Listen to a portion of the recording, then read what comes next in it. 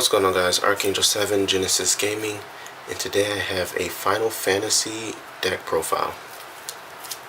So the deck I ran on for Tuesday's tournament was a Earth Water control build centered around Vincent and his death penalty. So without further ado, here is the deck profile.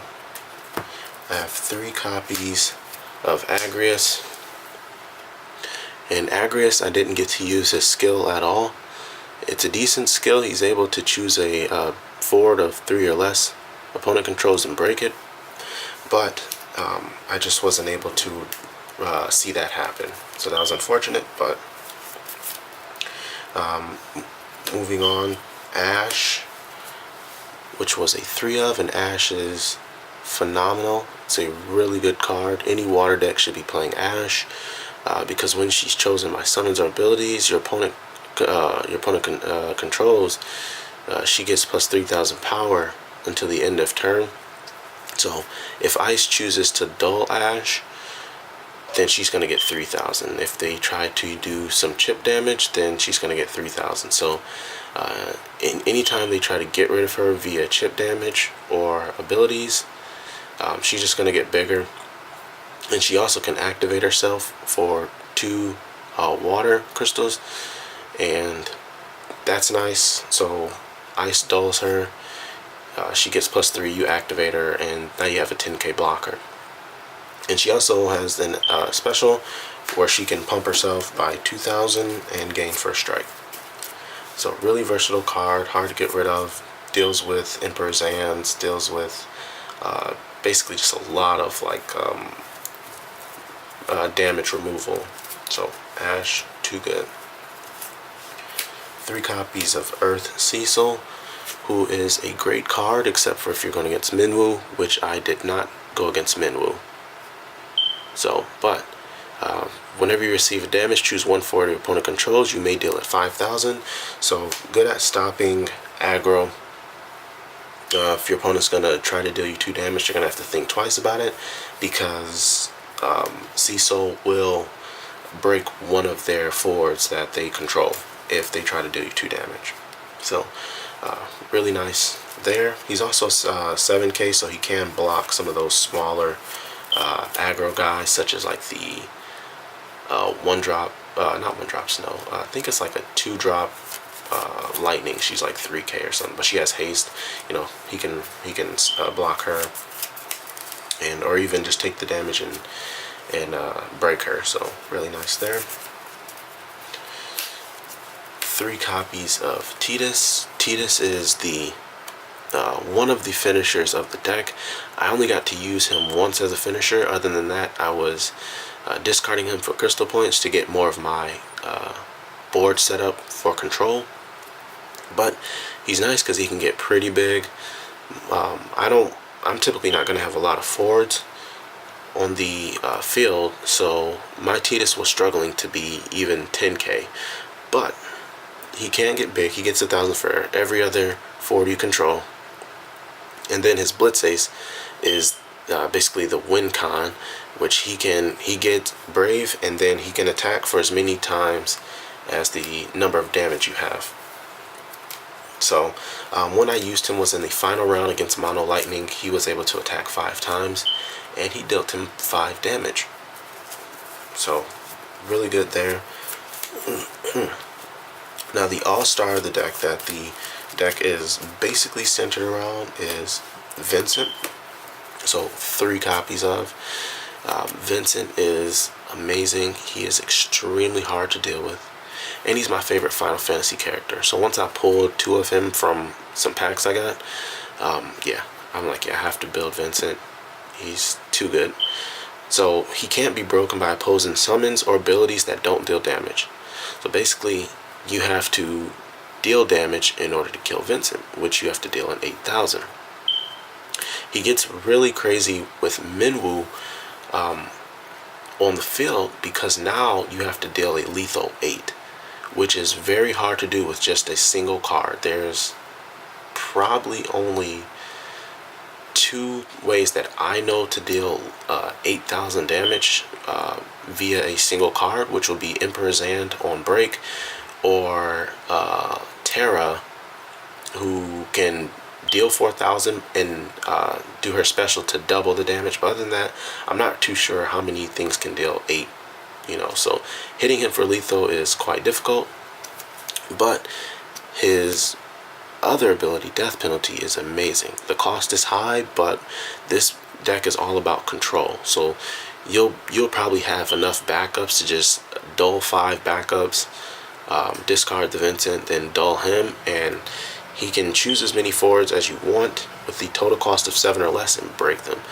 Super good. I mean, he can just basically board wipe your opponent. Your opponent's already going to be hurting on the field. I mean, you got a lot of control to basically bounce or get things off the field. So a lot of times my opponents were having just about 2 guys on the field, a 4-drop and a 3-drop, and Vincent would just come in and Death Penalty, take both of them out. One game I got a 2-2-3, so 3 characters, forwards right off the board, just broke them all. So Vincent is extremely good. The deck is basically centered around getting him out. He's a real strong control piece. And there's one more Vincent, which is the rare. And this Vincent is super good because he's 4-drop 9k. And his setback is, anything that's 4-drop 9k is going to have a setback. But his setback isn't big at all, really. You only have to pay 2 colorless whenever he attacks or blocks. So it's mandatory. If you don't, he won't deal any damage and he'll break. So, but when he attacks or blocks, you choose a forward and deal it 4,000. So Vincent is a massive wall to get around. If you get him on the field, he's 9k body, so he can deal with your opponent's 5-drop 9ks. But he's going to be able to take basically everyone out, whoever he goes up against. So he's super big. The 2 cost isn't really big at all. I mean, you discard a card to take out someone's, key, one of their key characters. So yeah, him super good. I would run 2, but you don't want too many Vincents in hand. You don't want too many Vincents in hand. You'll get to the point where you can't play anything. So not good. Next is a tech copy of the Emperor, who I didn't really get to utilize too much. The other cards in this deck control so well that there just wasn't any cards that I was worried about using their action or special ability. So this was pretty dead to me. So it just sat in my hand, which sucked because I couldn't discard it for CP. So I'd probably take him out and put in something else. Next is another all-star and center control piece of the deck, which is Ultimecia. Ultimecia is insanely good. All forwards enter, other than Ultimecia, enter the field dulled. So super good control right there. It doesn't work if your opponent is already established on the board. So make sure you're not like dropping Ultimecia when your opponent has like 3 forwards already placed down. That's not really going to work. You're gonna want to deal with those backups with those forwards first, and then play Ultimecia so that she can basically stop their tempo and control the pace of the game. So really good though. As long as you follow that little caveat, she'll do wonders for you. Next was a card I teched in because, like I said, the only thing that could really take care of Vincent in one shot that I did go against during some playtesting was Emperor's Hand. So one thing I teched in order to deal with that was a Cecil, and he worked way better than I thought. I'm like, man, I need to add 5 of you. I'd probably take out the Emperor and add another Cecil in here because he was just so good. So he must block every turn, which kind of sucks because your opponent can party up and then just swing for big numbers to get him out of there. But he doesn't receive damage from summons or abilities, and all forwards you control gain 1,000, and they can't receive damage from summons or abilities as well. That is extremely good. So Zand is dead. All chip damage is dead. So like, yeah, Cecil is a huge control piece when you're going against lightnings. Some of the ice decks deal damage to Dolfords, and then obviously fire. So really strong card, really strong. And another central control piece is Cloud of Darkness. So when it enters the field, each player selects one forward and that he or she controls, and then breaks the rest. This is a nice way to set up for Ultimecia. Throw out a Cloud of Darkness, cut down to 1, so keep your Vincent, keep your Cecil, and then play Ultimecia. Your opponent's going to be slowed down by that point. So if this was a pure Ultimecia deck, I'd run 3 of her. She's really, really good. So that is the forwards. On to the backups. I run 2 Moogle, which is an EX burst, so if you take it as damage, it's really nice because you get to draw 2 and ditch a card. Just kind of helps us fish for some of those control pieces, making sure we have the Cecils, the second copy of Vincent for death penalties, or Cloud of Darkness if we need it. Just being able to search out, just kind of dig through the deck a little quicker and get to those control pieces is really good. Next is 2 copies of Golem. I can't stress how amazing Golem is in this deck. He is super good. If I had more room for 3, I'd definitely run it. But Cecil having to block, and people partying up trying to get rid of him, having him pump him by 4 for blocking is extremely, extremely good. I can't stress how good it is. It also helps with Vincent as well. Just being able to, your opponent trying to pressure and get rid of some of your key cards, just being able to block with them and pump them up to insane numbers just made it super, super good. It is an EX burst as well.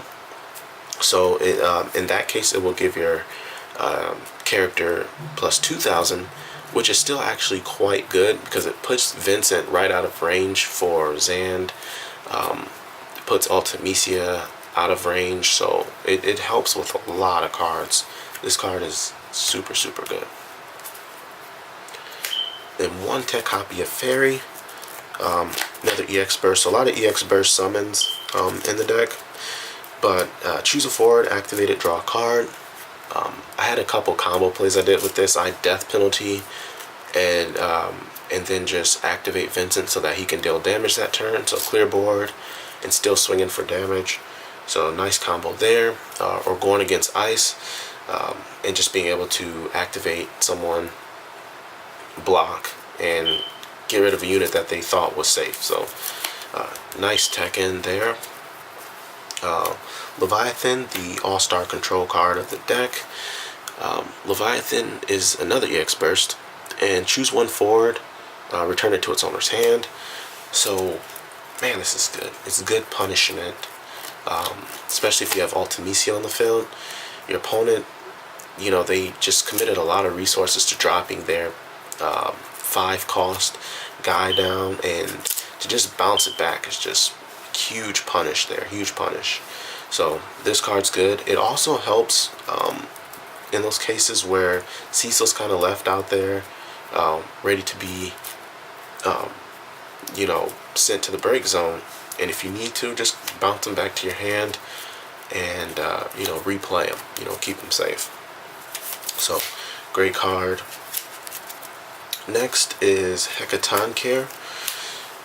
And this card was quite underwhelming, I must say. Choose a 1 backup of 3 or more and break it. It's better on paper than it is in play. And the reason I say this is because there just wasn't a lot of backups that were threatening to the point where I needed to break them. I didn't go against too many Minwoos. I think maybe 1, if not any.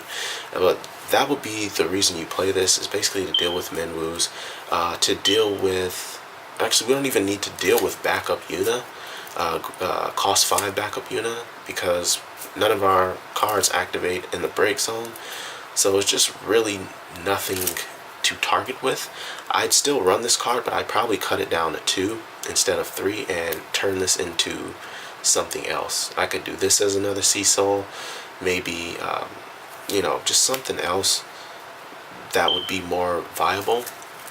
Like I said, the only thing I would get rid of is the backups that pump up the elements by like 1,000. Zangan was a good target, Min was a good target, Aerith is another target, but 3 of them was pretty heavy, I must say. 3 was heavy, but still a good card though. On to backups, 2 Astrologians, which is dope. It's a 2-drop, and you can activate a forward. So once again, Vincent, if you have the resources, clear board, activate, and get in for another point of damage. Super good. Or if you're going against ice and they try to dull you out, just go ahead and activate them. Next is 3 copies of 2-drop Yuna, who is an okay card. I mean, she turns Leviathans into 2-drops, Fairy into a 1-drop if you have her, but pretty underwhelming. I would definitely replace at least 2 of them with the 5-drop Yuna backup. That way I have another answer for Zand, answer for Emperors and Gobez, and anything that activates in the break zone. But she was still pretty decent though. So Machinist is a great backup, especially for 2-drop. He's able to break dull forwards of cost 4 or less, so he has a lot of targets to choose from. And I mean, for 4, yeah, he's super good. He's a good card. If you're running Earth, you should probably think about running him. It may make your opponent think before attacking you, and if they don't, you can punish them for it. So it's really sweet. 3 Tamas, who is okay. It wasn't that great in this deck. I didn't really flash in too much. So I never really found a use for Tama, but I mean, it's a 2-drop Earth backup, so it works for that. And then I have 1 tech copy of Chaos, because Chaos is great. This lets you have more than 1 dark character on the field, which I don't care about because I don't run dark, except for the Emperor, but don't care. But he can